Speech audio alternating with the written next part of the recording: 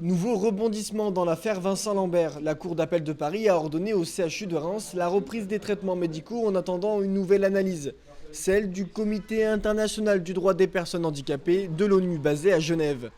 Alors comment s'y retrouver dans ce flou juridique? Précision avec Sacha Zilinski et Thomas Edou. Après le Conseil constitutionnel, la Cour d'appel de Paris, la Cour européenne des droits de l'homme, c'est aujourd'hui le Comité international du droit des personnes handicapées de l'ONU qui est saisi de l'affaire Lambert. Mais alors, quel est le pouvoir de cette entité? Cette instance ne constitue en rien une juridiction. Et c'est là où il y a une ambiguïté, c'est qu'on a tendance à lui donner de plus en plus un statut de juridiction, alors que sur le papier, elle ne l'a pas.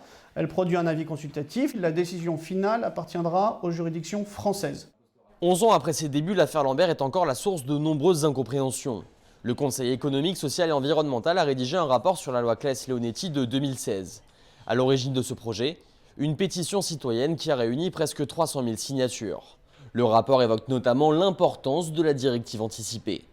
Voici sa définition juridique.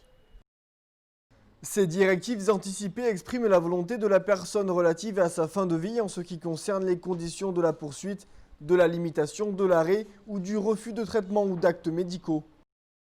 La directive anticipée permet aussi de désigner une personne de confiance. Il faut que la loi soit mieux connue.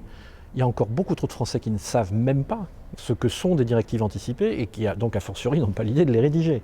C'est ça l'économie du projet, c'est de remettre le malade totalement au centre de sa décision, là où aujourd'hui, il ne l'est pas complètement.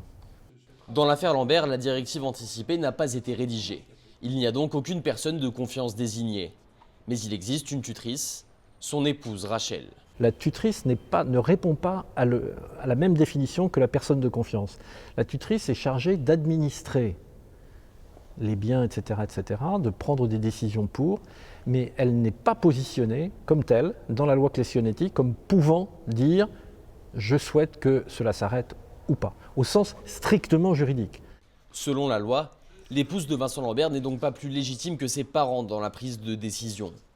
11 ans après ses débuts, l'affaire est encore loin d'une conclusion.